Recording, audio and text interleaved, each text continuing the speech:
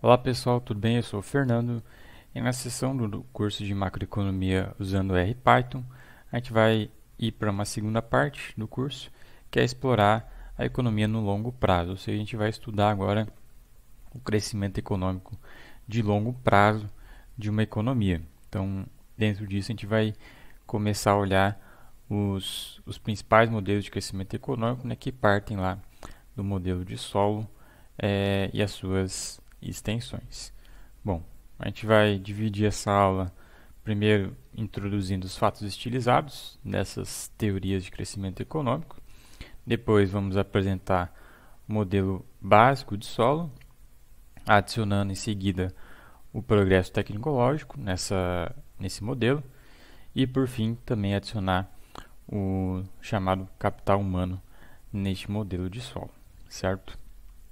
Bom, primeiro a gente tem que entender por que é importante a gente estudar, né, crescimento econômico nessa visão de longo prazo, né? Antes a gente estava vendo mais em uma visão de curto prazo, né, os tópicos que a gente viu aí ao longo do curso.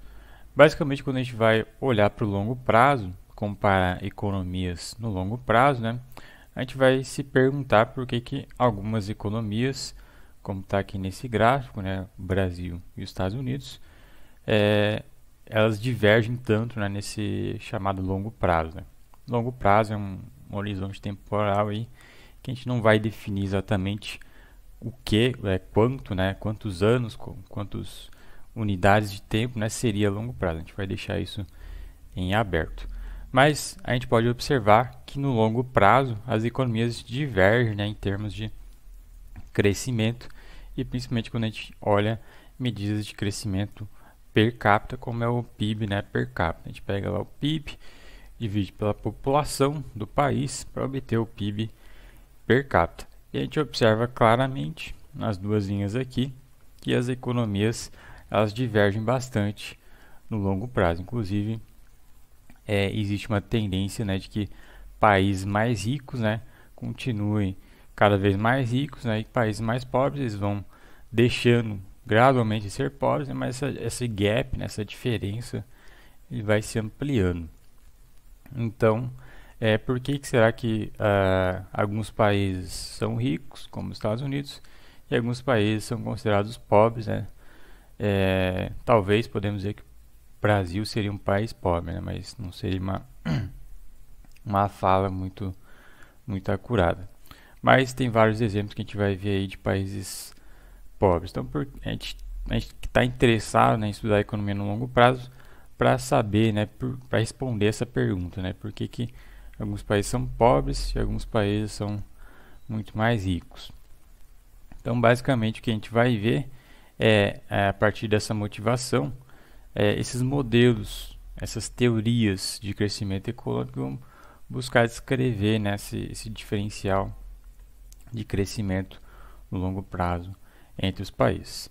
Então a gente vai partir, a gente vai estruturar essa aula partindo dessa observação, ou seja, dos dados que a gente está observando referente aos países, e uma vez que a gente entende esses fatos, chamados fatos estilizados, né, de diferenças entre países, a gente vai explorar a teoria por trás que vai explicar esses fatos. E aí vai entrar esse modelo aí de solo, né, que vai explicar com uma construção teórica, né, por que essas economias divergem entre si, certo? Então, vai ser assim que vai estar estruturada a aula. A gente vai se basear no livro lá clássico de introdução, né, a esse tipo de modelagem, que é o livro do Charles Jones, muito utilizado a nível de graduação, que é a Introdução à Teoria do Crescimento Econômico, como base aqui na aula, certo? Então vamos dar uma olhada agora nesses fatos que a gente observa entre os países. Esses vão ser basicamente 4 fatos estilizados, tá? O primeiro deles é de que há uma grande variação, como a gente observou, entre as rendas per capita das economias. Então, o Brasil lá cresce a renda per capita, o PIB per capita do Brasil cresce e em nível muito menor do que a renda per capita de uma economia mais desenvolvida como a dos Estados Unidos. Então, os países que são mais pobres, eles têm rendas per capita que são inferiores a 5% da renda per capita de países que são mais ricos. Isso é uma observação que vai estar retratada aqui na tabela. Então, pega, por exemplo, a Venezuela, a renda per capita deles é de $252 por ano. Enquanto que no Brasil, a renda per capita é $14.500. Lá nos Estados Unidos, chega a $62.000. Isso dados de 2019, certo? E aí vai ter outras medidas, né, para a gente analisar esse tipo de fatos utilizados, né, que é a renda por trabalhador. Então, tu pega lá o PIB, divide pela força de trabalho.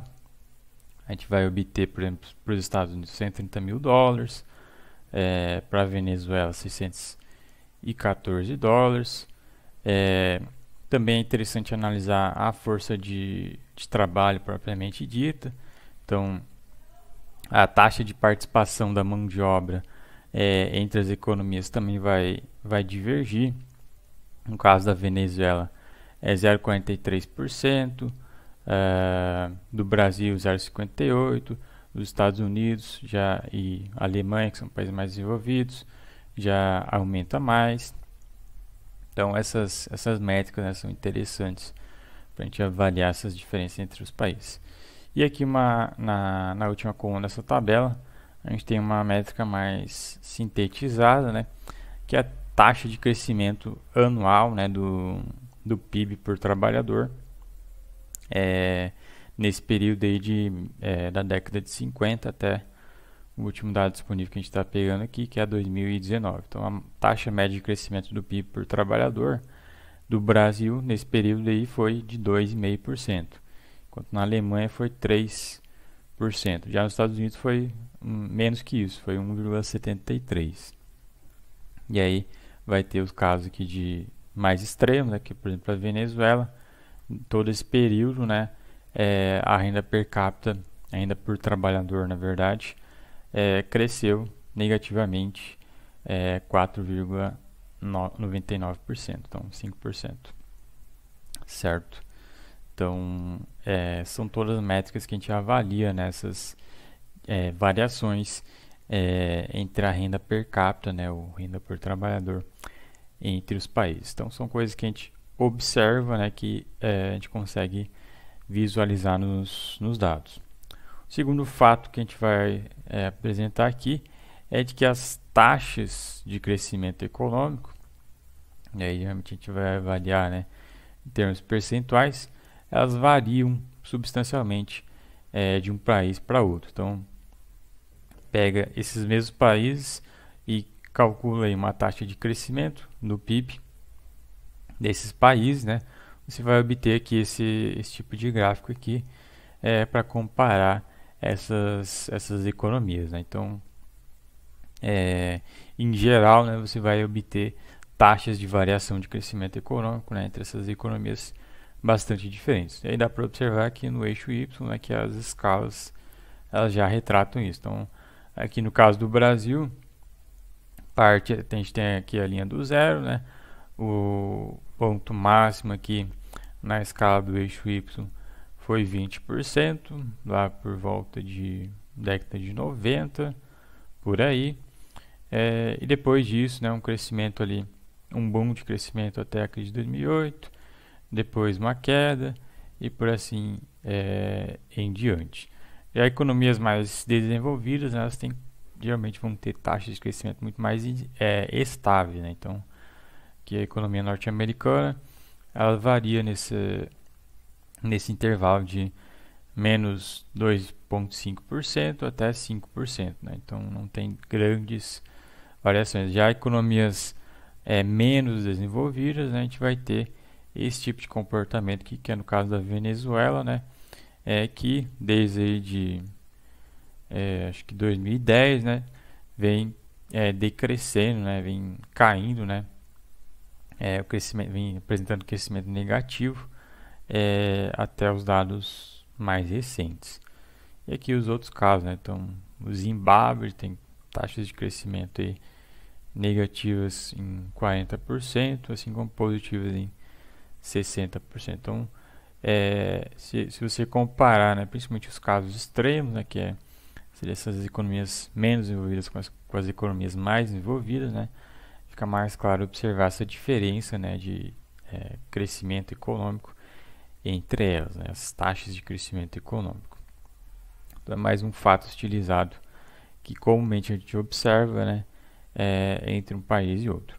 O terceiro fato estilizado é de que essas taxas de crescimento econômico elas não são necessariamente constantes ao longo do tempo, como já deu para observar no gráfico anterior, né? Então, de uma década para outra, ou outros horizontes temporais, né, a gente vai observar que a história de crescimento econômico interna de um país, ou também comparada com outro país, né, não vai ser constante. A taxa de crescimento dessas economias ela vai virar, vai ter períodos de baixo crescimento, períodos de alto crescimento. Então, aqui no Brasil a gente fala que a década de 1980 foi a década perdida, né? E é o que está retratado aqui no gráfico, né? Um crescimento praticamente nulo. Já os anos 1990, né, a gente teve um bom crescimento. Nos anos 2000, primeira década aí dos anos 2000, a gente teve relativamente um bom crescimento. Depois disso, a gente não tem tido uma boa taxa de crescimento, né, dessa métrica do PIB por trabalhador. Tu pode avaliar por outras métricas também, né, PIB per capita ou até mesmo o PIB em nível propriamente dito. E aqui as outras economias, ó, economias mais desenvolvidas, elas vão apresentar também variações, né, nessa taxa de crescimento, não vai ser constante, né, mas vai ser uma variação, uma taxa de crescimento, né, ao longo do tempo, não tão variante, né, vamos dizer assim, quando comparado a economias menos desenvolvidas, que é, por exemplo, aqui o caso da Venezuela, né. Então, na década aí de 2010, a gente tem o crescimento médio do PIB por trabalhador da Venezuela de menos 50%. Então, fica uma diferença bem grande, certo? Bom, e o último fato estilizado que a gente vai apresentar aqui é de que a posição relativa de um país para outro na distribuição mundial da renda per capita, ela não é também algo que não vai variar, né, ao longo do tempo. Então, não é imutável. Então, a gente pode ter economias que são pobres hoje, mas podem deixar de ser pobres daqui a um tempo, né? Quando a gente avalia principalmente no longo prazo. E vice-versa, a gente pode ter economias que eram muito ricas no passado e que hoje são pobres, relativamente, né? Quando a gente compara uma economia com outra. E aí o principal exemplo disso, né, que comumente é utilizado nos livros de texto, é o caso da Argentina, né, que lá no século XIX tinha muito potencial, né, de crescimento, era um país com bastante recursos naturais, eram feitos bastante investimentos, né? Então todo mundo olhava para a Argentina vamos dizer assim, com bons olhos. Só que hoje, quando a gente compara, né, os dados históricos e também a Argentina com outros países, a gente vê que não foi aproveitado, vamos dizer assim, todo o potencial de crescimento que ela tinha, né, nessa época. Então é como se ela tivesse ficado estagnada, enquanto que outros países, né, mesmo tendo menos recursos do que a Argentina na época, né, eles cresceram, né, e a Argentina não desfrutou, né, desse potencial que ela tinha. Então aqui no primeiro gráfico a gente tem o PIB per capita da Argentina e dos Estados Unidos.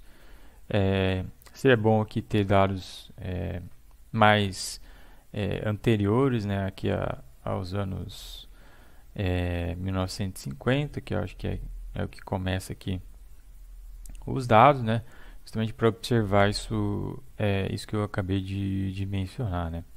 Mas são dados mais difíceis de obter, então aqui eu coloquei esse período em diante. E aí dá para observar, né, que enquanto os Estados Unidos continuou crescendo aí a sua renda per capita, a Argentina ficou bastante estagnada por maior parte aí do século passado, né?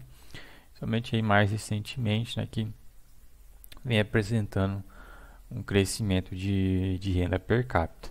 Se você compara, né, essas duas séries temporais, né, a renda per capita da Argentina em proporção do PIB, da renda per capita dos Estados Unidos, né, você obtém aqui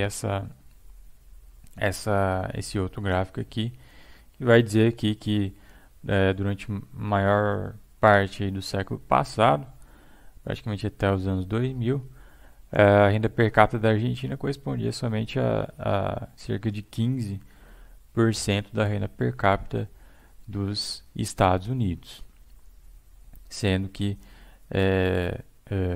nesse século XIX, né, a Argentina tinha bastante potencial de crescimento. Então, toda essa história de dados aqui, ela poderia ter sido bastante diferente, né, se isso tivesse sido aproveitado, né? E aí, mais recentemente, né, isso vem mudando, apesar de todos os problemas, né, da economia argentina. Isso vem mudando nesses últimos anos, certo? Bom, esses são os fatos estilizados. Agora vamos para a parte teórica, né? Uma vez que a gente observou o que acontece de diferenças, né, entre crescimento econômico de uma economia para outra. Agora vamos para essa parte teórica de entender, através de modelos econômicos, né, como que isso se explica, né, qual que é a construção por trás, né, para responder, né, justamente essa pergunta de por que alguns países são tão ricos e outros países são tão pobres.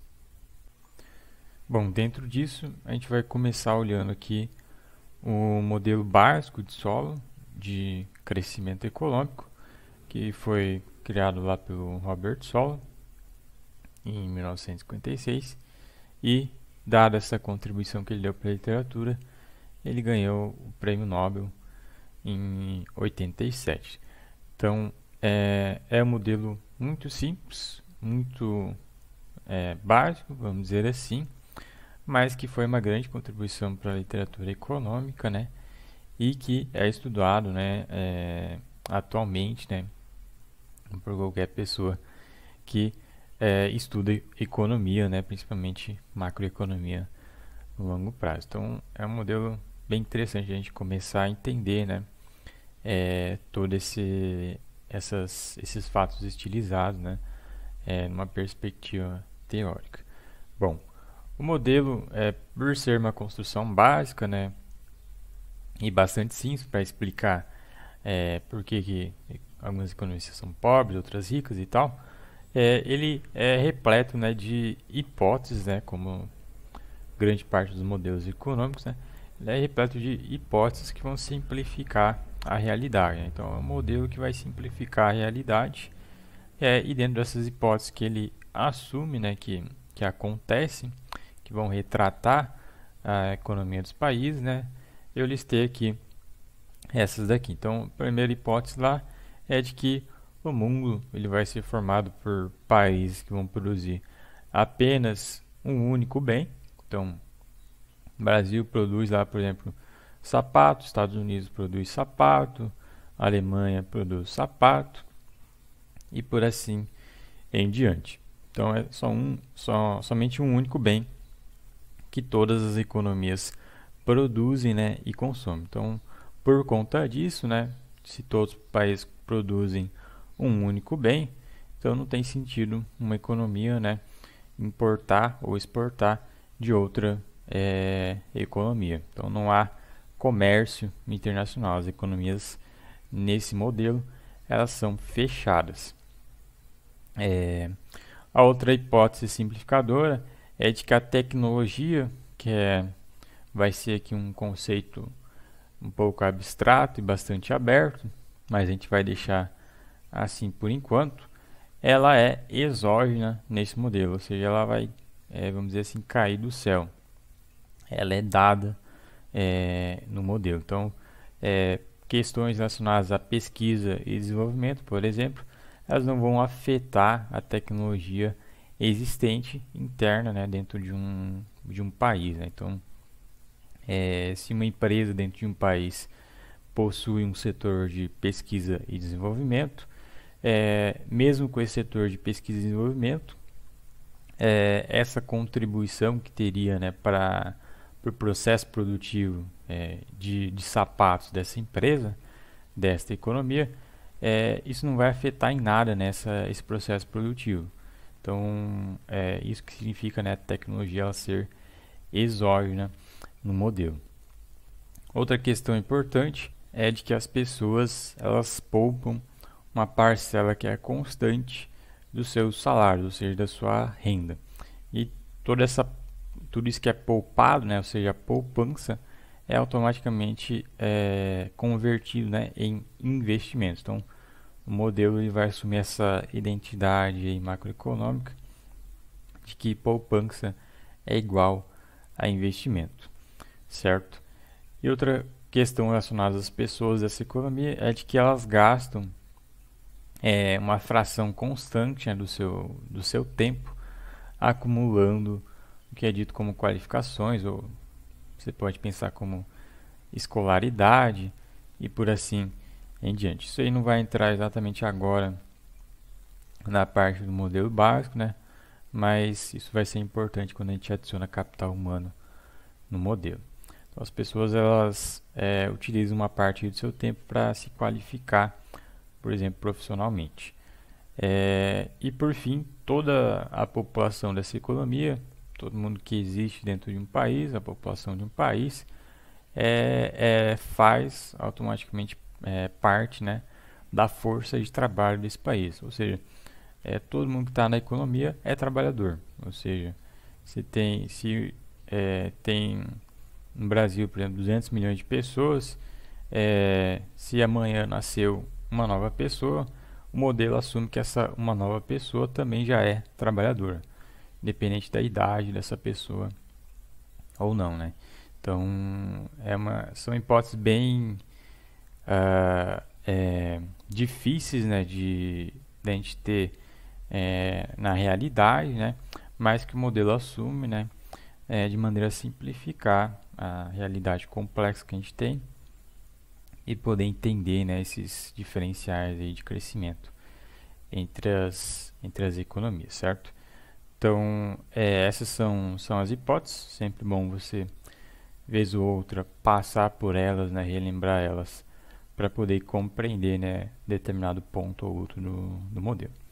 E agora a gente vai começar a derivar esse modelo básico, que vai ter basicamente duas equações, tá? Aqui a gente vai utilizar de maneira um pouco mais intensiva linguagem matemática, mas a gente vai vendo, né, passo a passo como que é feito. E essa derivação do modelo, né, ela é importante para você entender, né, como que os resultados finais, a resposta final, vamos dizer assim, do modelo, né, da onde que surge nessa resposta que o modelo apresenta para a gente, para essa provocação que a gente deu no início da aula. Então, se vocês olharem somente as equações finais, né, provavelmente vai ficar muito abstrato, por isso que é importante aqui no caso a gente derivar o modelo. Então, como eu disse, o modelo vai ter duas equações que vão simplificar a economia. A primeira delas vai basicamente dizer como que insumos de capital, ou seja, máquinas, semicondutores, escavadeiras, a máquina lá de produção de sapatos da indústria, por assim em diante, como que esses insumos de capital se combinam, né, com insumos de trabalho, ou seja, os trabalhadores que atuam nessa indústria, por exemplo. Então, os operários, os engenheiros, os gerentes, por assim em diante, para gerar no final de todo esse processo produtivo, dessa economia de sapatos, que a gente está falando aqui de maneira didática, como que isso se combina para gerar o PIB dessa economia, ou seja, o produto da economia. E essa primeira equação ela vai ter esse formato aqui, que é uma função Cobb-Douglas de retornos constantes à escala. Então, o que ela está dizendo? Ela está dizendo que os insumos de capital vão se combinar com os insumos de trabalho.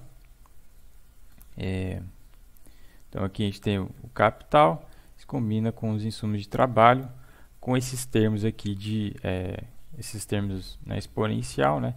Alfa, que vão ser, que geralmente vai ser chamado aí das elasticidades, né, desses insumos em relação ao produto. Então, o capital elevado a alfa e o trabalho, os insumos de trabalho elevado a 1 menos alfa, certo? Esse alfa, né, vai ser um valor aí entre 0 e 1, certo? E aí, por que essa função aí ela é de retornos constantes à escala?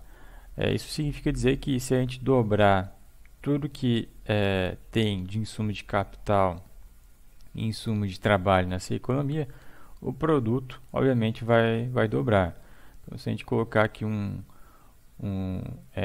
duas vezes capital e aqui vai ficar meio difícil, duas vezes o trabalho, os insumos de trabalho, o produto ele também vai dobrar, certo? Então significa dizer basicamente isso quando a gente diz que a função tem retornos constantes à escala, certo? Bom, essa é a função de produção e geralmente aqui o nosso interesse, né, em teoria de crescimento econômico, né, vai ser representar a economia, né, em termos de per capita, né, ou por trabalhador. Então, como no modelo todas as pessoas também são trabalhadoras, per capita ou por trabalhador, produto per capita ou por trabalhador, vai ter o mesmo significado. Então, PIB per capita e PIB por trabalhador é a mesma coisa aqui no modelo, tá?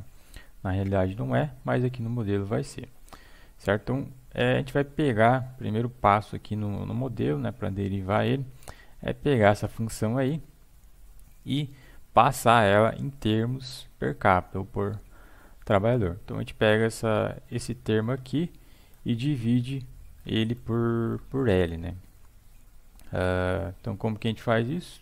A gente pega aí o lado esquerdo e o lado direito da equação, divide por L. Então, está aqui, ó, dividido por L, y dividido por L e o lado direito dividido por L.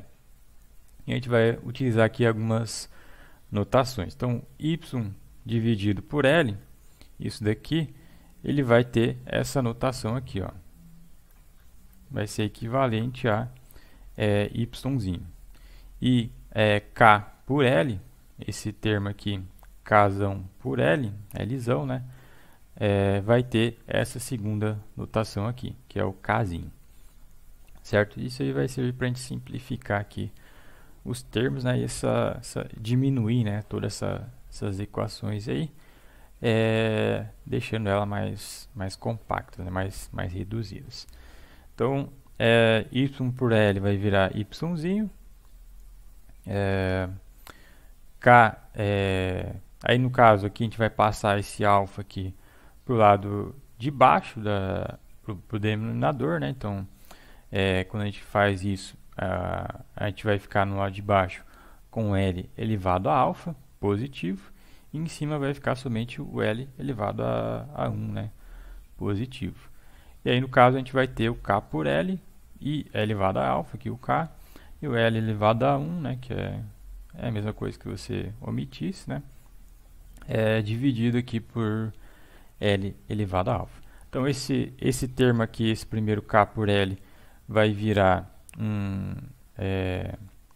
na verdade isso daqui a gente vai simplificar de maneira a cortar esse segundo termo aqui, e esse K por L elevado a alfa, ambos elevados a alfa, né? A gente vai dizer que vai ser esse K por L, e aí abre o parênteses, né? Elevado ao alfa. Então a gente corta esse L por L aqui, sobra o K por L, ambos elevados a alfa, vai sobrar esse termo aqui. E aí, como K por L é Kzinho, a gente vai dizer que Yzinho é igual a Kzinho elevado a alfa. Então, primeira equação no modelo, que é a função de produção, ela vai ter esse formato aqui. O produto por trabalhador vai ser igual ao capital por trabalhador elevado a alfa, certo? Bom, deixa eu apagar isso daqui. Aí.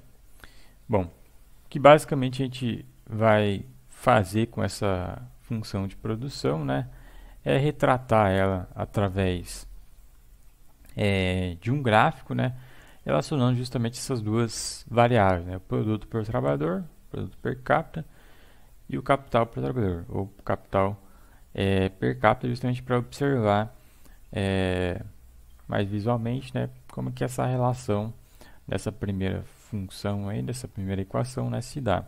Então, o que ela está dizendo? Quanto mais capital por trabalhador, aqui no eixo X, maior vai ser o PIB per capita, né, o produto per capita dessa economia. Então, a economia vai ter um produto por trabalhador maior, quanto maior for o capital por trabalhador.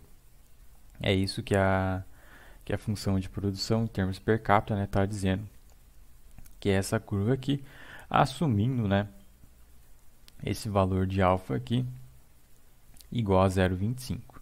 Então, se você tem 30 unidades de capital por trabalhador, você vai ter aqui um PIB per capita de aproximadamente 2,4. Então, o PIB per capita dessa economia é 2,4, dado esse capital por trabalhador. É isso que essa função de produção está dizendo. Só que nesse caso aqui, quando a gente tem esse alfa elevado a 0,25, a gente vai dizer que vai ter retornos decrescentes ao capital por trabalhador. Porque quanto mais cresce aqui o capital por trabalhador, nessa função aqui exponencial, quanto mais vai crescendo aqui o capital por trabalhador, menor, cada vez menos, né, a gente vai ter um acréscimo aqui no PIB, no produto por trabalhador. Então, cada unidade que a gente vai adicionando aqui no capital por trabalhador vai acrescentando ao produto por trabalhador menos e menos, né? Então, por isso que a gente fala que nesse caso aqui, com alfa igual a 0,25, a gente vai ter esse retorno decrescente, certo? Bom, essa é a representação da função de produção em termos per capita. Eu sugiro aí que você faça exercícios aí simulando, né, com outros valores de alfa, né, construindo aí uma representação como essa, né. Você pode utilizar o R, pode utilizar o Python, ou utilize a ferramenta de sua preferência, né, independentemente da ferramenta, né. O importante é simular aqui essa dinâmica, né, entre essas duas variáveis para você observar aí o comportamento dado essas parametrizações, certo? Bom, agora vamos para a segunda equação, que ela vai basicamente dizer como que esse capital por trabalhador ele vai se acumulando nessa economia. Então, essa segunda equação é chamada de equação de acumulação de capital. Ela vai dizer que quanto mais investimento tiver na economia, mais isso vai contribuir positivamente para a acumulação desse capital por trabalhador. E outro fator que vai contribuir, só que no caso negativamente, é a depreciação, né, que tem no processo produtivo, por exemplo, de sapatos. As máquinas vão se depreciando, né? Então a gente vai ter uma taxa de depreciação associada a esse acontecimento, né? E isso vai contribuir negativamente, né, para essa acumulação de capital. Então, como que é essa equação? A gente vai ter esse K bola, vai ser igual a esse primeiro termo aqui, que é o investimento bruto associado a esse capital por trabalhador, que a gente vai ver em diante, menos a depreciação do capital. Então, esse delta K é a depreciação do capital e esse SY é investimento bruto dessa economia. Então, vamos entender melhor o que é cada um desses termos. Esse K bola aqui é basicamente a variação no estoque de capital dessa economia.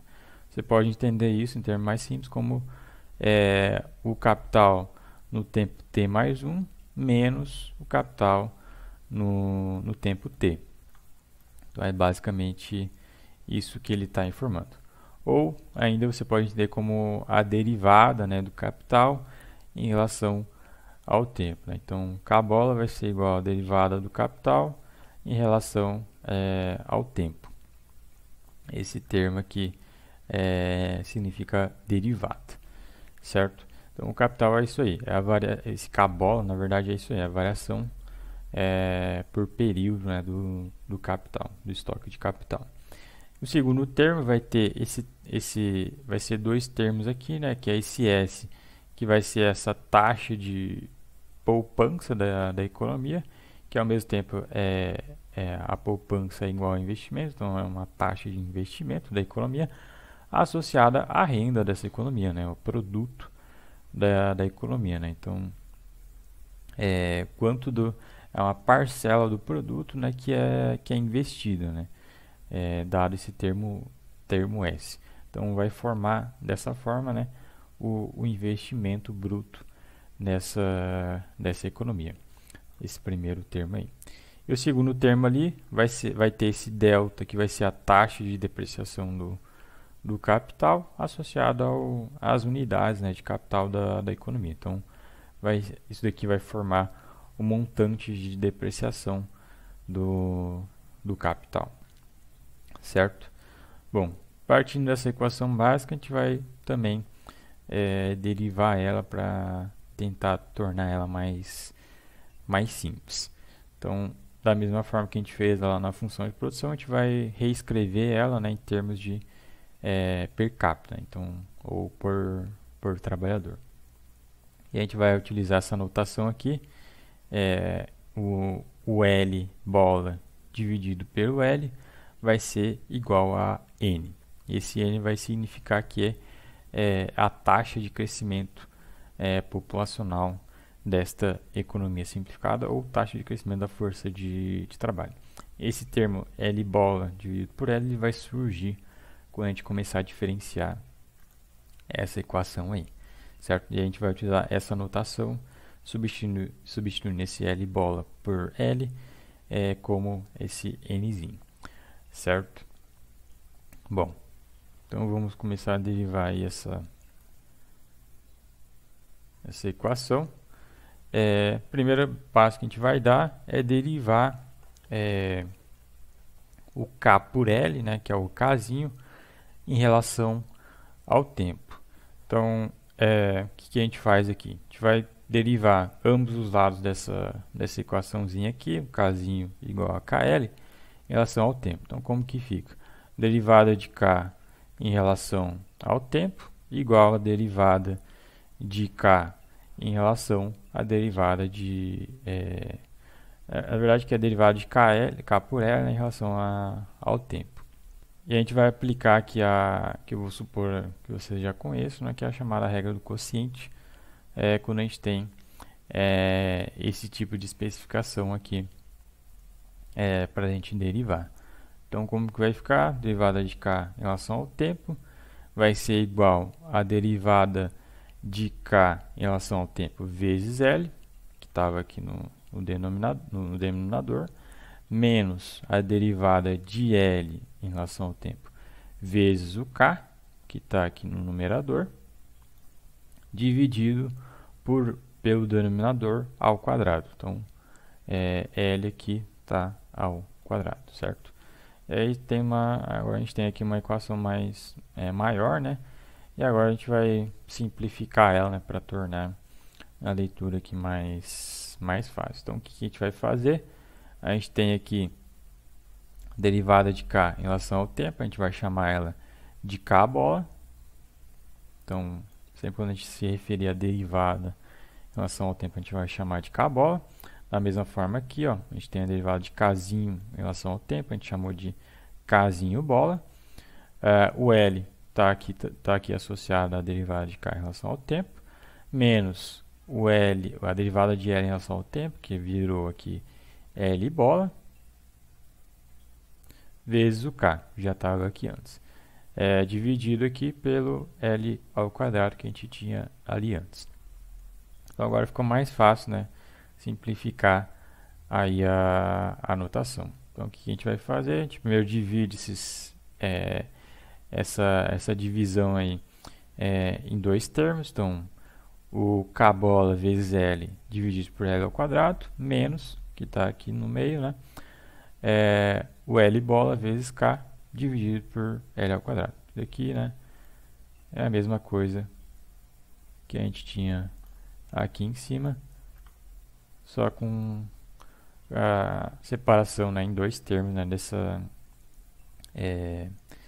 diminuição que a gente tem aqui desses termos. Então, o que a gente vai fazer com esses dois termos aqui? A gente vai primeiro simplificar esse primeiro termo aqui. Então, a gente vai ter o K bola vezes o L dividido por L ao quadrado. Então, a gente pode cortar aqui um que tem aqui no L com um que tem aqui no exponencial, né, do denominador.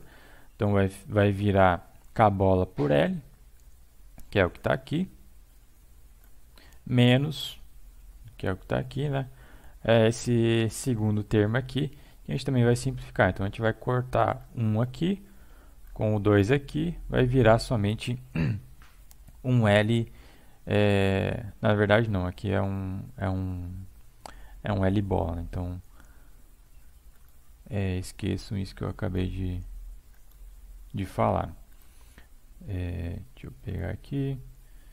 Então, o que a gente vai fazer aqui esse segundo termo aqui a gente vai passar igual que estava antes. A gente só vai transformar esse L ao quadrado, né, em dois termos. Então, a gente vai ter o L bola por L e o K por L. Então, o K por L vai virar Kzinho, que é o que está aqui. E o L bola por L, que é a notação que a gente passou antes, vai virar Nzinho.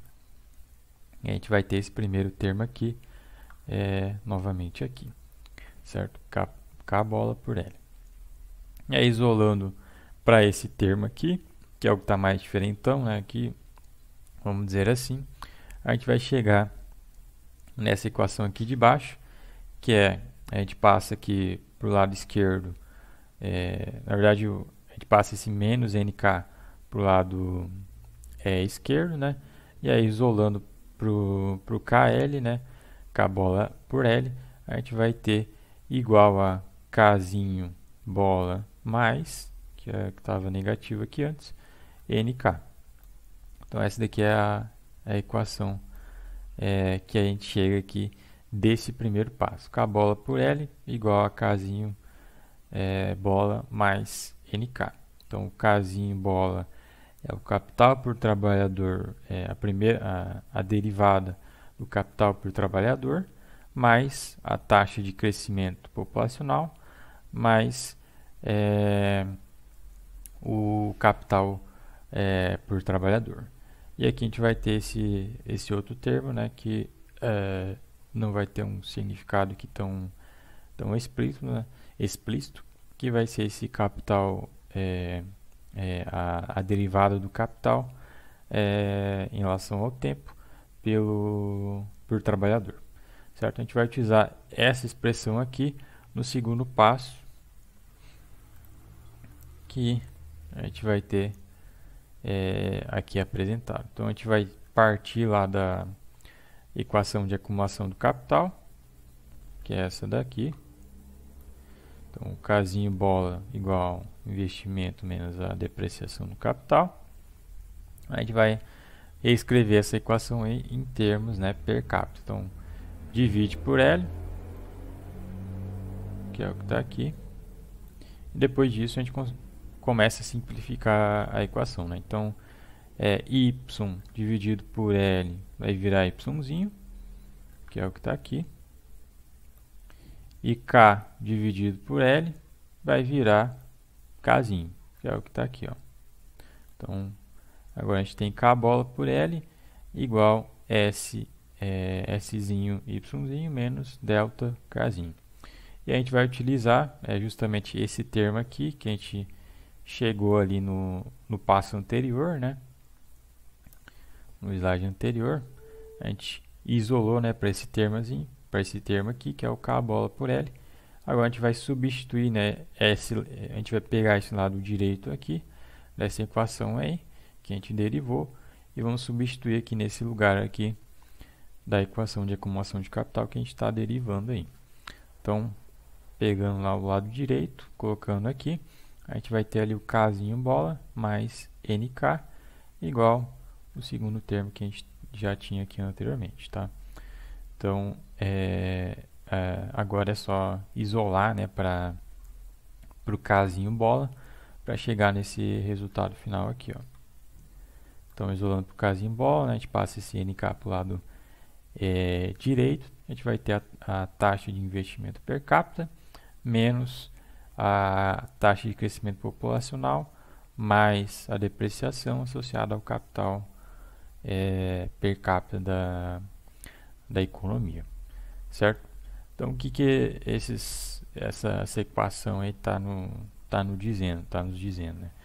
Ela vai basicamente informar para a gente que a derivada, né, ou a variação do capital per capita vai ser explicada, né, por basicamente esses três componentes, né, esses três termos aí. A gente vai ter o investimento por trabalhador, que é o SY, vai afetar positivamente a variação do capital dessa economia.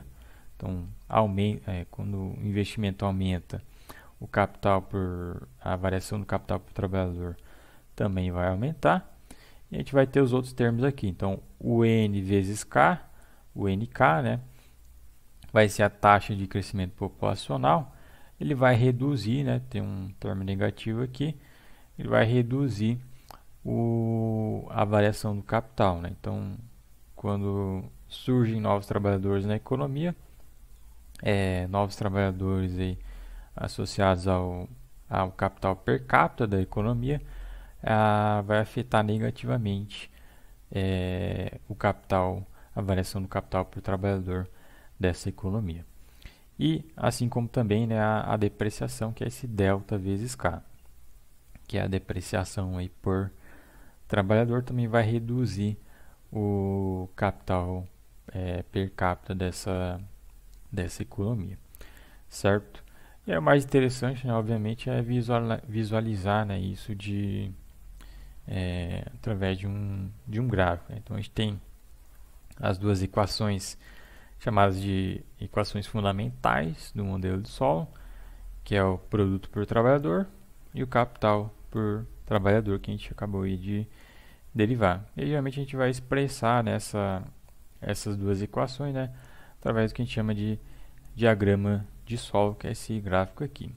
Então a gente tem lá essa linha azul conforme a gente tinha anteriormente, a gente viu antes, né, que relaciona o capital por trabalhador, elevado aqui a alfa, né, e a renda por trabalhador, né, correspondente, que é o que vai estar aqui no eixo Y. A adição que a gente tem agora, né, é proveniente da equação aí de acumulação de capital, né, que a gente derivou em termos per capita. Então a gente vai ter o primeiro termo aqui, o SY, que vai ser essa segunda curva aqui, essa curva verde, né, SY, que vai ser basicamente uma parcela, né, da renda dessa economia, que é essa primeira curva azul aqui, é uma parcela da renda que é poupada, que vai ser o mesmo que investimento, né, dessa economia. Então ela é uma proporção, né, da linha azul aqui. E a gente vai ter o segundo termo aqui, que é esse N mais delta K, vezes K, que é essa reta vermelha, né, que vai expressar, né, basicamente a depreciação do capital dessa economia. Então, da linha azul, né, a gente vai ter a relação do capital para o trabalhador com, aqui no eixo Y, o investimento por trabalhador. E da reta vermelha, né, a gente vai ter a relação do capital por trabalhador com a sua depreciação associada, né, com esses termos aí de depreciação e crescimento populacional, certo? E aí notem também, né, que esse termo aqui da linha verde, né, SY, esse Y aqui, né, ele é igual ao K na alfa, né? Então a gente pode colocar aqui SK na alfa. É a mesma coisa que essas equações aí estão dizendo para a gente, né? Então, que basicamente esse diagrama, né, e aí vai ter aqui alguns valores que eu estou assumindo, né, para criar aqui essa construção. Obviamente nos livros textos vocês não vão ver aí o que os autores colocam, né, de parâmetros para o modelo, né, mas todos esses parâmetros aqui, né, crescimento populacional, taxa de poupança, depreciação do capital, o alfa, né, todos esses parâmetros, né, você tem que definir, né, eles são exógenos. Então, realmente os autores eles vão ou não vão falar sobre isso, né, ou vão falar de forma muito rápida, né? Mas é uma questão importante, né? Porque são parâmetros que basicamente vão definir, né, como essas variáveis, né, que a gente chegou aqui se relacionam, né? Então, aqui eu coloquei esses parâmetros aí para construir essa visualização aqui. Você pode fazer um exercício aí definindo, né, outros parâmetros, né? Então, supondo que os parâmetros dessa economia sejam esses, né? Então, alfa igual a 0,25, taxa de poupança 50%, ou seja, a economia poupa e investe 50% da sua renda, do seu produto, crescimento populacional de 1%, então a população cresce a uma taxa de 1%, e a depreciação do capital 2%. Então, supondo esses parâmetros, a gente tem essa construção aí. Então, basicamente, que o modelo de Sol, através dessas duas equações básicas, vai nos dizer, né, como que essa economia, né, evolui ao longo do tempo, dado essas relações, né, do capital por trabalhador, né, e aí, no caso, a gente pode chegar à renda per capita da economia por trabalhador, que é o Yzinho, certo? Inclusive, se você isolar aqui dessa equação aqui o termo y, né, você vai chegar lá no que é dito, né, de renda per capita. A gente vai falar de estado estacionário, né, dessa economia. E além de analisar a renda per capita, que é o que o modelo de solo proporciona aqui para a gente também pode analisar como que esse capital para o trabalhador se acumula ao longo do tempo. E aí, para isso, vai ser útil, né, a gente analisar esse chamado estado estacionário, né? Então, o que é o estado estacionário da economia no modelo de solo? Vai ser basicamente para onde as economias, de acordo com o modelo de solo, né, elas vão tender no longo prazo. Então, de acordo com o modelo de solo, as economias dos países vão se direcionar no longo prazo para um ponto, né, onde a taxa de investimento da economia, né, é igual à depreciação do capital, que é aqui a linha verde com a linha vermelha, né? Então, no longo prazo, as economias elas vão convergir para esse ponto, onde basicamente, né, as empresas elas vão equalizar, vamos dizer assim, falando em termos simples, né, o que elas estão investindo, né, em termos per capita, né, com a depreciação, né, associada ao processo produtivo. Então, basicamente isso que a gente pode mencionar do estado estacionário, certo? Então, como que funciona nesse diagrama de Sol, né, no estado estacionário? Basicamente, aqui a linha verde vai informar, né, a taxa de investimento, né, o investimento per capita dessa economia, e quando ela está acima da reta aqui de depreciação do capital per capita, a gente diz que a economia ela vai estar acumulando capital até que essas duas curvas aqui elas se igualem, que é o estado estacionário, né? Então, quando essa linha verde está acima, é maior do que a reta de depreciação aí do capital per capita, a gente diz que a economia está acumulando capital, ou seja, as empresas estão investindo além, né, do necessário, né, para manter a relação entre essas duas curvas constantes. No estado estacionário, essa relação ela vai se tornar constante, né? Essas curvas elas vão se igualar. E além desse ponto, né, de estado estacionário, quando a gente tem o investimento per capita dessa economia abaixo da reta de depreciação do capital per capita, a gente vai ter como se fosse menos investimento do que o necessário, né, para manter essa relação constante, né, ou igual. Então a gente vai falar que a economia está desacumulando capital, né? Então elas vão no longo prazo, né, tender a retornar, né, para esse ponto de estado estacionário. E aí, obviamente, né, se você mudar, por exemplo, a taxa de poupança da economia ou taxa de investimento da economia, né, esse estado estacionário, né, não vai ser necessariamente nesse ponto aqui. Se você aumentar a taxa de investimento, que o modelo, a interpretação que o modelo proporciona é essa, né? Essa curva aqui, SY, essa curva verde aqui, ela vai aumentar, ou seja, aqui a gente tem, por exemplo, 50% de taxa de investimento, né? Então, a relação é essa daqui, é 50% dessa curva azul aqui. E aí, se você coloca aí 70%, essa curva aqui ela vai se deslocar, né, para cima. Então, a gente vai ter um estado estacionário, possivelmente mais ou menos aqui, né, vamos dizer assim. Então, esse ponto de estado estacionário ele é constante, né, no longo prazo, né, que é para onde as economias convergem no longo prazo, né, mas se você tiver um choque em uma variável exógena da economia, como é a taxa de poupança, esse estado estacionário pode se alterar, né, pode passar para outro ponto, e aí as economias elas vão convergir para esse outro ponto no longo prazo e vão ficar aí até que aconteça outro choque. Então, essa é uma das conclusões, né, do modelo de Sol, né? Ele é um modelo onde as economias vão convergir para um estado estacionário no longo prazo e vão ficar ali até que aconteça um determinado choque, né? Então, qual que é, falando em termos mais simples, né, qual que é a resposta, né, do modelo àquela provocação que a gente deu no início, né, de que por que alguns países são tão ricos e outros países são tão pobres, né? Basicamente é isso que eu acabei, né, de mencionar.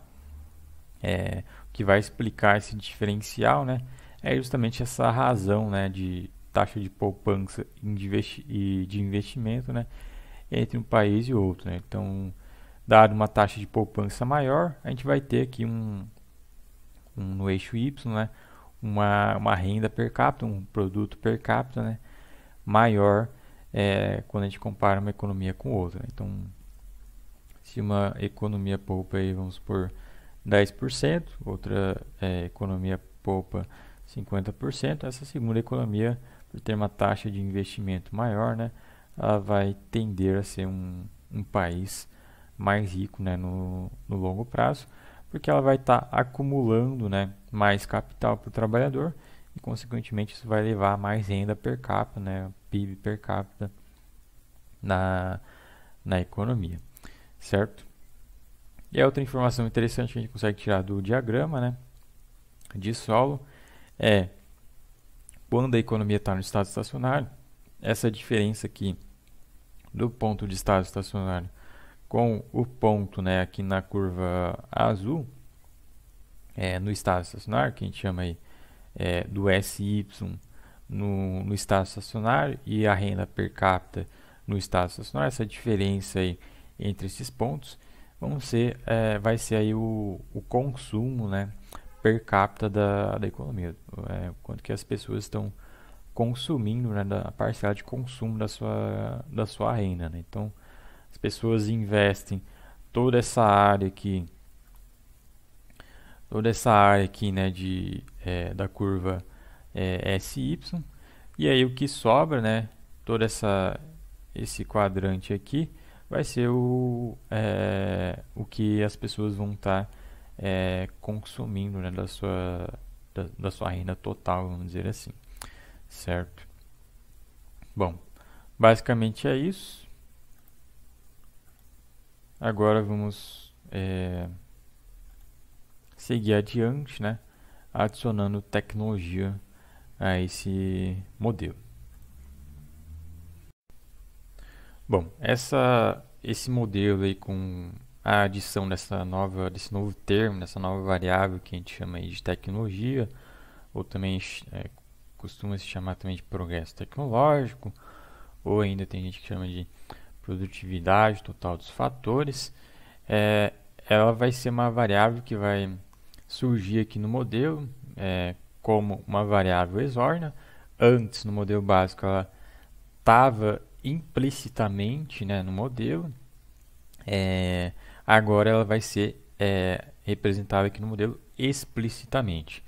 Então, é basicamente essa variável, esse termo aí A, que surge aqui na função de produção associada ao fator aí de trabalho, ela vai surgir aí como exógena, né? E ela vai ter uma representação de certa forma um pouco abstrata, né? Porque é uma variável de difícil mensuração, né? Esse termo aí de tecnologia associada ao fator trabalho. Então, mas que basicamente o que ela vai como que ela vai entrar aqui no modelo é aumentando, né, o fator trabalho. Então essa variável tecnológica, de progresso tecnológico, ela vai servir aqui, ela vai representar a economia como um fator aumentativo, vamos dizer assim, dos insumos de trabalho, né? Então, quando a gente tem antes a gente tinha implicitamente no modelo esse termo A aqui como um número, eu nem falei isso, né, porque era implícito, mas esse A aí do modelo de solo era igual a 1. E agora ele pode assumir outro valor, né? Então, se for 1.1, ele vai ser né, esse A igual a 1.1, por exemplo, ele vai ser um fator aumentativo dos insumos de trabalho. Então, a gente se refere a essa variável de tecnologia como um termo abstrato que vai aumentar, né, o insumo de trabalho dessa economia. E aí, por conta disso, né, cada trabalhador dessa economia, cada unidade de trabalho, associado a essa tecnologia em nível maior, por exemplo, né, 1.1, 1.50, vai gerar, quando não tem essa variável A igual a 1, né, vai gerar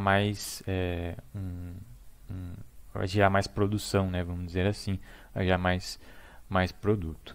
Então, o fator trabalho dessa economia nessa especificação aqui do modelo de solo, né, é mais produtivo associado a níveis de tecnologia maiores. Então, é isso que é a função dessa variável no modelo. Então, basicamente, o modelo de solo supõe que a variável é exógena, ou seja, ela cai do céu, e esse termo A ele vai crescer a uma taxa constante, né, ao longo do tempo. Então, a variação do A em relação a A vai ser igual a G, que vai ser a taxa de crescimento desse termo aí, referente à tecnologia, ao progresso tecnológico. E a função de produção é basicamente a mesma, só vai ter, né, esse fator aí A associado ao fator aí L. Pode assumir outras formas, tá? Essa daqui é uma das formas, né?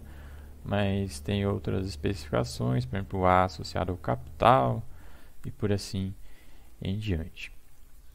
E a ideia geral, né, com a introdução desse fator tecnológico e desse progresso tecnológico, né, é a gente também derivar o modelo, né, só que agora não em termos per capita, mas em termos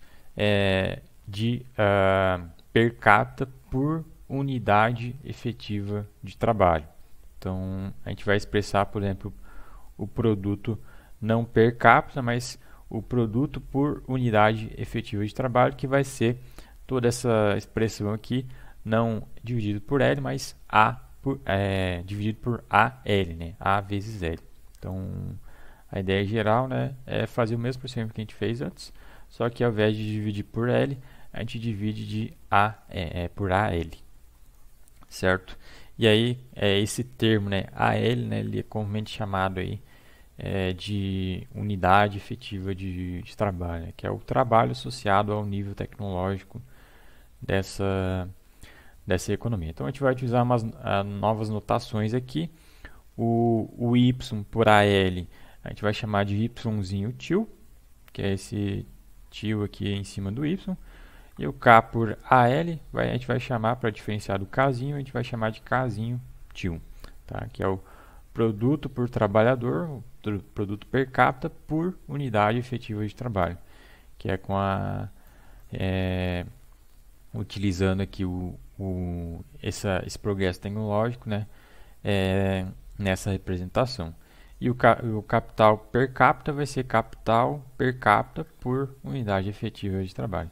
Tem outras formas, tá, de você se referir, né, quando incrementa esse progresso tecnológico no modelo, né, de você se referir a esses termos aí. Aqui eu estou utilizando que eu acho que é o mais mencionado aí nos livros textos e por professores de maneira em geral, certo? Então tem essa nova forma aqui da função de produção, a gente assume que o A é exógeno e cresce a essa taxa constante G. E aqui as novas notações. E agora a gente vai derivar, da mesma forma que a gente fez anteriormente, né, essa nova função de produção, né, com o progresso tecnológico. Então é o mesmo procedimento, a gente divide, só que agora a gente divide, né, por AL.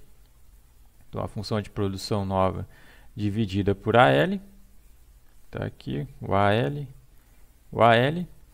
o Y por AL a gente vai chamar de Yzinho til, aí a gente separa, a gente passa AL, né, elevado a menos alfa para baixo, então vira AL elevado a alfa. A gente corta esses dois termos, divide um pelo outro, vai sobrar K na alfa dividido por AL na alfa. Então vai virar K por AL elevado a alfa. E aqui o Yzinho til. A gente vai chamar esse Kzinho, esse K por AL, né, de Kzinho til. E aí elevado a alfa. Então essa daqui é a equação da função de produção, que tem basicamente a mesma representação que a gente viu ali no modelo básico, né? Só com um significado diferente, né? Ao invés de ser somente o produto por trabalhador, aqui a gente tem o produto por trabalhador por unidade efetiva, né, de trabalho, que é esse termo de progresso tecnológico, né, associado a essas variáveis, né, do modelo, né, do produto e do capital per capita. Então, Kzinho, que seria o Kzinho til aqui, por unidade eficiente de trabalho, certo? Então, se a gente isolar, né, aqui também vai ter a derivação da acumulação de capital, né, que eu já estava esquecendo. É o mesmo procedimento, né, como eu disse, só que ao invés de dividir por L, a gente divide por AL, né? Então, aqui eu já vou simplificar bastante o procedimento, né, porque a gente acabou de ver, só vai ser por AL mesmo, né? Então, aqui está a equação de acumulação de capital, e a mesma que a gente tem no modelo básico. A gente divide por AL, K bola por AL, o investimento bruto menos a depreciação do capital por AL. A gente vai ter Kzinho bola por AL, igual a S e Yzinho til menos delta Kzinho til, que é essa divisão aqui, e o Y por AL, né, que é a outra divisão aqui. Então, Yzinho til, Kzinho til. A gente deriva esse K por AL, né, em relação ao tempo, né, para substituir esse termo aqui por isso daqui, né, que é o que a gente fez ali anteriormente, derivando essa expressão aqui em relação ao tempo, a gente chega nesse resultado aqui, que a gente substitui aqui, né, certo? E aí, isso daqui igual ao que a gente tem aqui anteriormente, né, a gente vai isolar de toda essa expressão aqui o Kzinho tio bola, que é o capital por unidade eficiente de trabalho, né? Capital per capita por unidade eficiente de trabalho, derivado, né? A variação dele, que é o bola. Então a gente isola para esse termo aqui, certo? Passa esse N mais G para o lado direito, vezes K tio, né? Para o lado direito, vai sobrar isso daqui, né? Que é o primeiro termo que a gente tinha lá na equação de acumulação do capital, né, por trabalhador.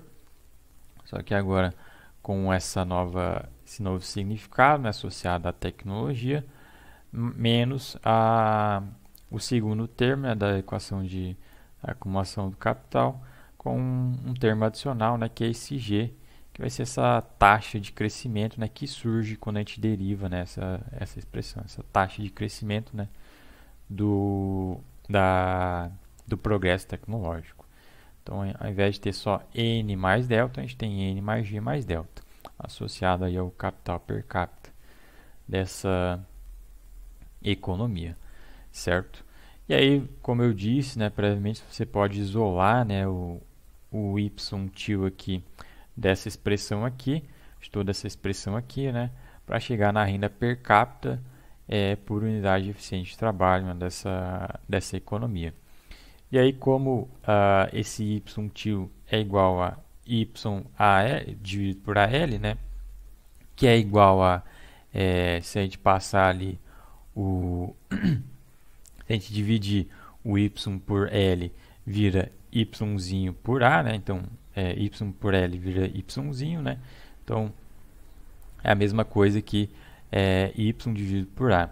Então, isso vai, por consequência, né, vai ser a mesma coisa que o y per capita igual a vezes o yzinho tio, que é o y per capita, né, o produto per capita, a renda per capita, por unidade de trabalho eficiente.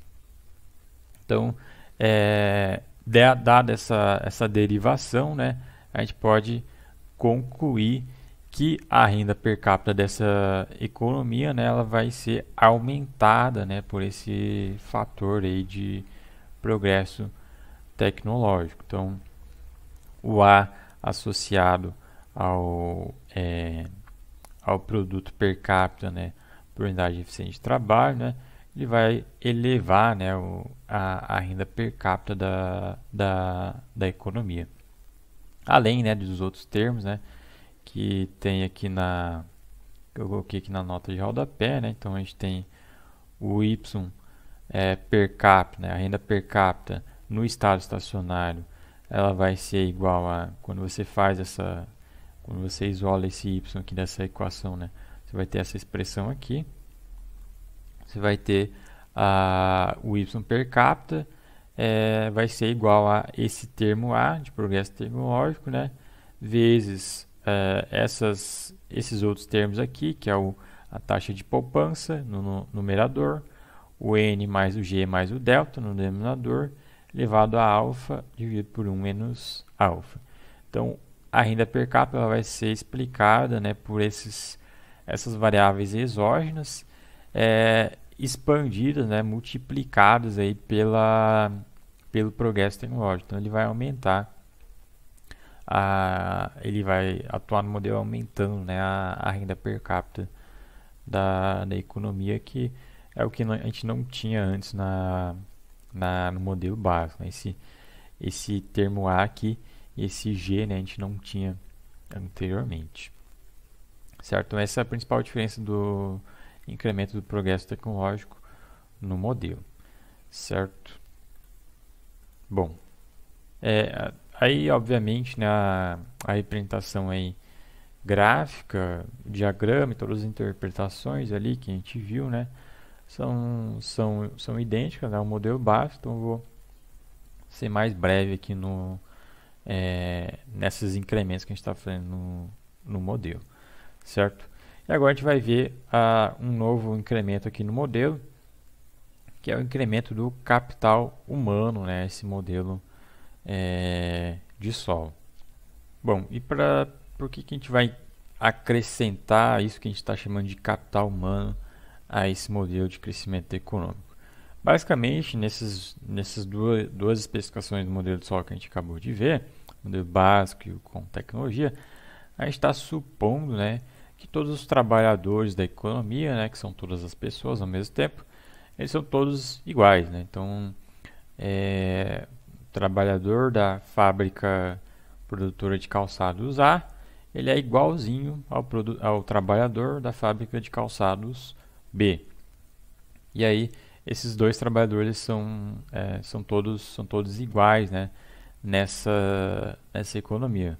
Mas isso é uma suposição, né, bastante forte, né, da gente assumir, né, que em termos na realidade, né, isso não é efetivo, né, de uma empresa para outra que atua no mesmo ramo, né, por exemplo, né, realmente a gente vai ter trabalhadores, né, que vão ser ou mais ou menos produtivos, né. Então o incremento do capital humano, né, é justamente para aperfeiçoar, né, essa parte do modelo, né, ao assumir, né, que a qualificação profissional, é, uma medida de escolaridade dos trabalhadores, né, ela é importante para explicar, né, a produtividade deles, né, dentro aí do processo produtivo. Então, esse modelo com capital humano, ele vai dizer que nem todos os trabalhadores dessa economia, né, eles são iguais. Os trabalhadores podem ser diferentes, né? E aí, dado isso, essa hipótese que a gente tinha antes e aqui agora a gente está deixando ela de lado ao adicionar o capital humano, essa nova tratativa do modelo, né, ela é o que vai explicar, né, esse diferencial, por que alguns países são mais pobres e outros países são mais ricos, né? Então, o modelo de solo com capital humano ele vai ter esse resultado, certo? Então, como que isso funciona aqui nas equações do modelo? A gente vai ter novamente a função de produção, agora com uma nova especificação que ela vai estar em função dos insumos de capital, da tecnologia, que é aquele fator que aumenta, né, o fator trabalho, e além disso a gente vai ter aí um termo H, que é essa representação aí de capital humano, que você pode pensar como também trabalho qualificado, como escolaridade, por assim em diante. Também vai ser, assim como a tecnologia, né, um termo um pouco abstrato, né? Não tanto quanto a tecnologia, mas vai ser um pouco abstrato, mas ele é representado basicamente dessa forma. A gente tem o insumo de capital dessa economia, vezes o termo de tecnologia, de progresso tecnológico, vezes esse capital humano dessa tecnologia, que vai ser como se fosse que a gente vai chamar aqui de trabalho qualificado, ou seja, quando os trabalhadores eles possuem diferenciais, né? Um trabalhador tem mais qualidade que outro, e por consequência vai ter mais produtividade, né, em relação a outro. E aí, o capital elevado a alfa e o outro termo A1 menos alfa, certo? E a mesma suposição, né, da tecnologia, que ela cresce a uma taxa constante igual a G. Então, qual que é a hipótese principal aqui dessa especificação do modelo de solo com capital humano? É de que esse termo H aqui, ele vai seguir essa forma funcional aqui. Então, basicamente o que essa forma funcional está dizendo é de que as pessoas nessa economia elas vão acumulando capital humano, ou seja, qualificação, escolaridade, por assim em diante, não só se dedicando ao trabalho, né, mas também dedicando uma parte do seu tempo, né, à qualificação, justamente à escolaridade, né, desses trabalhadores dessa economia. Então, essa equação aí, essa forma funcional desse termo H, vai representar o que na literatura, né, econômica e principalmente no mercado de trabalho a gente vê é uma forma funcional, né, referente ao capital humano, ou seja, as pessoas vão acumulando, né, escolaridade, vão fazendo cursos, vão se aperfeiçoando, por assim em diante, né, e aí a cada, por exemplo, unidade de tempo, né, cada um ano a mais de educação vai acumular, né, ao capital humano desse trabalhador, né, em uma representação exponencial, né? Então, por isso que está aqui um termo E elevado a um lambda U vezes o L, né? Então, essa equaçãozinha que ela pode assustar, né?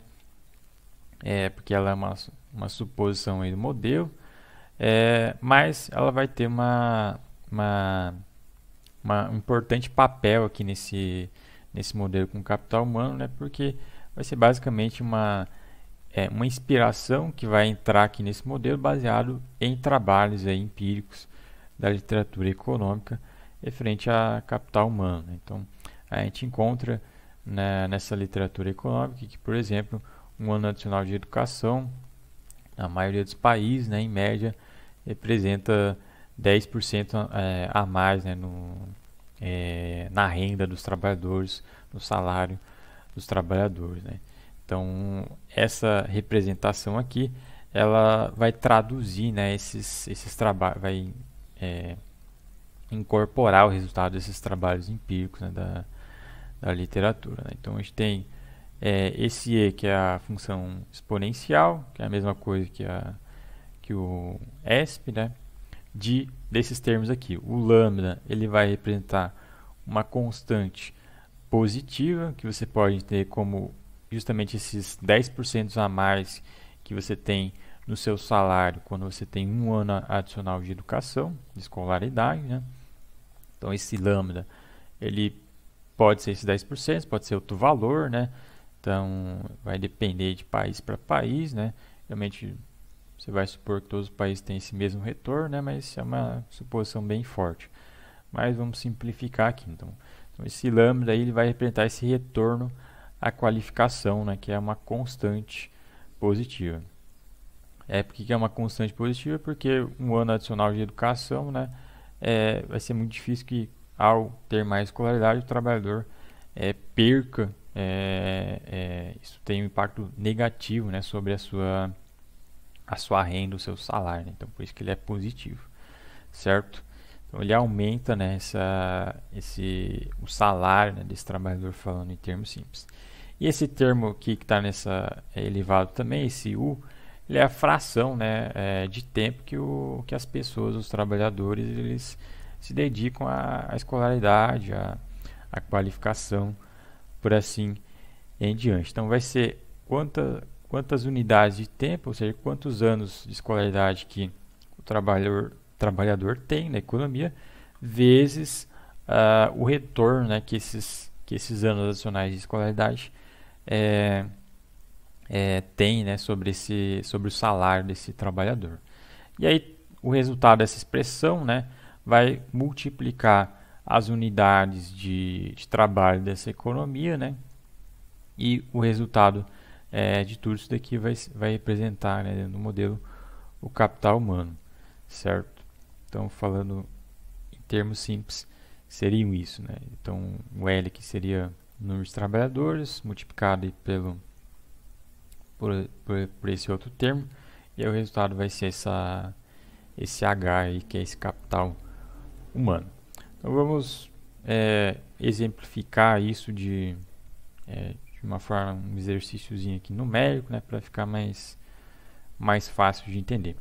Se a gente tiver lá aquele lambda igual a zero, então qualquer número elevado a zero, né, vai ser igual a 1. Então, no caso ali, colocando aqui um lambda igual a zero, a gente teria aqui 1 vezes L, então H seria igual a L.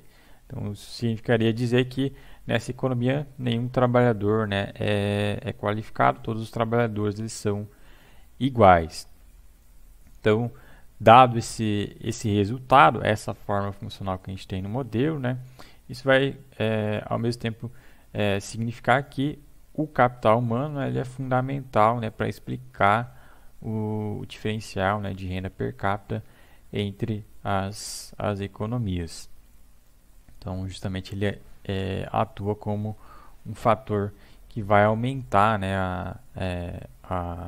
a renda per capita das economias.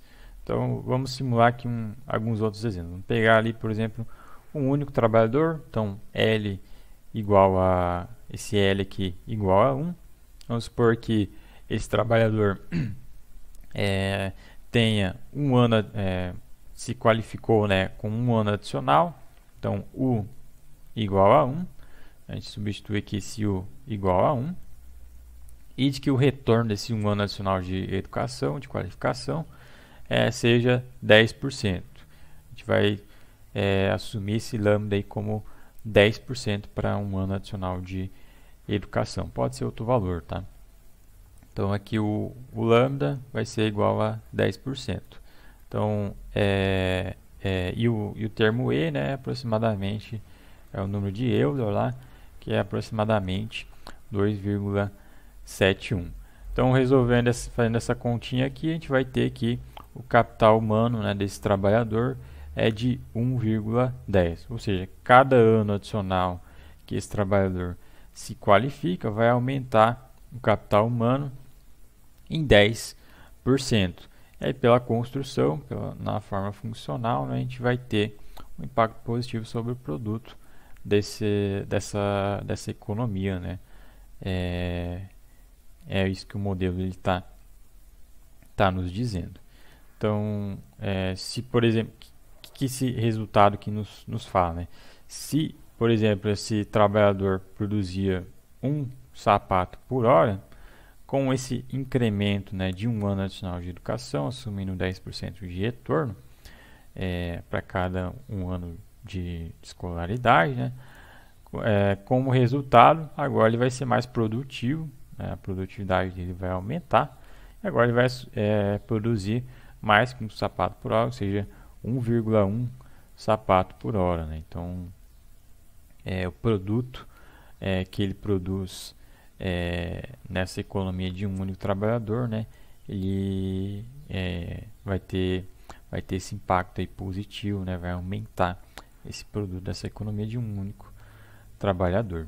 Então, isso é a resposta, né, do modelo de solo, né, com capital humano ao acrescentar, né, essa forma funcional aí, dentro aí dos insumos da função de produção, né? Isso vai nos permitir explicar, né, por que alguns países são mais ricos e outros países são mais pobres, e essa vai ser a resposta, né, de que países geralmente com baixa escolaridade, no longo prazo eles vão ser os países que são mais pobres, né? A gente observa que países mais envolvidos, mais ricos, possuem mais escolaridade, certo?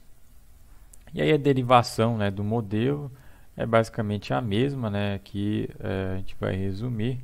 Você segue os mesmos procedimentos, né? Só que, referente ali ao modelo com tecnologia que a gente viu, né? A gente divide ele por AL, e aqui no modelo com capital humano a gente divide por AH, que é esse termo aí, AH, né? A gente divide isso daqui tudo por AH, né? E faz a mesma derivação, né, que a gente viu ali anteriormente, né, assim, nos mesmos procedimentos, certo? E aí, como resultado, né, você vai chegar nessas duas equações aqui, que são bem similares, né, ao que a gente já viu aí previamente, né? Então, o a gente vai ter aqui a renda per capita, o Y-til, né, é igual ao K-til elevado a alfa, e o K-til bola igual ao SY-til menos aquele outro, a reta, né, que é o N mais G mais delta, Kzinho til. Então, as duas equações elas são idênticas ao modelo com tecnologia, né? E no caso aqui o capital humano, né? Ele vai estar, ele não está aqui explícito, né? Mas ele vai estar implícito, né? nesses termos, né? E aí, quando a gente isola esse yzinho til no estado estacionário, né? Quando a gente assume que SY é igual a N mais G mais delta vezes K, ou seja, quando a derivada desse Kzinho til é igual a zero, nesse estado estacionário, quando a gente isola aí o Yzinho til, a gente chega aqui na renda per capita, no estado estacionário, o Yzinho til, né, que vai ser igual aqui àquela expressão que a gente viu ali previamente, que vai ser a taxa de investimento, taxa de crescimento populacional, a taxa de crescimento ali da tecnologia, a taxa de depreciação elevada ao alfa sobre 1 menos alfa. Isso daqui, né, é o Yzinho til no estado estacionário, né? Então, assumindo ali que você quer saber a renda per capita, né, não o Yzinho til, mas a renda per capita, né, ou seja, produto por trabalhador ou pela quantidade de pessoas, né, nessa economia, né, a gente vai sabendo que esse Yzinho til é igual a Y sobre AH, que é a expressão aí que simplifica, em termos per capita, né, dividido por L, a gente vai chegar aqui, o Y é igual a vezes Hzinho vezes Yzinho til, né? Esse Hzinho, né, vai ser o H lá, né, dividido por AH, certo? E aí, como resultado, a gente vai ter a renda per capita aqui no estado estacionário, né, dessa economia, proveniente dessa expressão aqui. A gente tem o Y per capita, né, a renda per capita, vai ser igual ao progresso tecnológico, vezes o H aqui, vezes esse lado direito aqui dessa expressão aqui, que é o Yzinho til. No estado estacionário, né, que é aqueles termos ali. Isso aqui vai explicar, de acordo com o modelo, né, a renda per capita das economias, certo? E aí, né, sugiro, né, que façam representações gráficas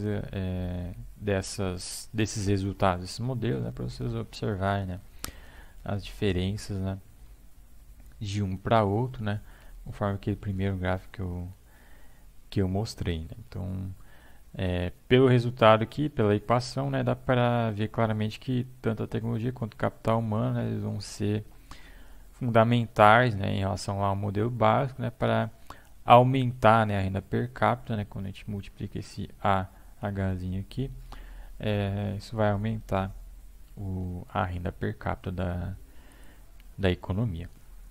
E aí dá para representar no gráfico, né, para observar isso. Isso aí vai ficar como exercício, né? Só você assumir aí valores para os valores exógenos, né, para as variáveis exógenas, né, para ter aqui valores, né, para a renda per capita, que é a variável endógena aí do modelo, certo? Bom, chegamos aí ao final, espero que tenha ficado tudo claro. É uma aula bem mais teórica, né, do que a gente vinha tendo. E agora no laboratório, né, na parte prática, a gente vai aplicar esse modelo de solo no R e no Python, né, basicamente explorando, né, simulações, né, dessas equações, né, observando resultados, simulando choques, né? E por assim em diante, né? Para verificar de maneira mais numérica, né? Como que esses modelos, né? Se comportam, certo? Se ficar alguma dúvida, tem aqui as referências, tem lá o livro lá do, do Charles Jones, que eu mencionei lá no início, né? Que tem mais detalhes, né? Que foi basicamente um resumo, né? Dos primeiros capítulos aí do livro, né? E quem quiser se aprofundar pode consultar aí o livro. E quem tiver dúvidas sobre a aula pode mandar lá no suporte da análise macro, certo? Vou ficando por aqui e até a próxima.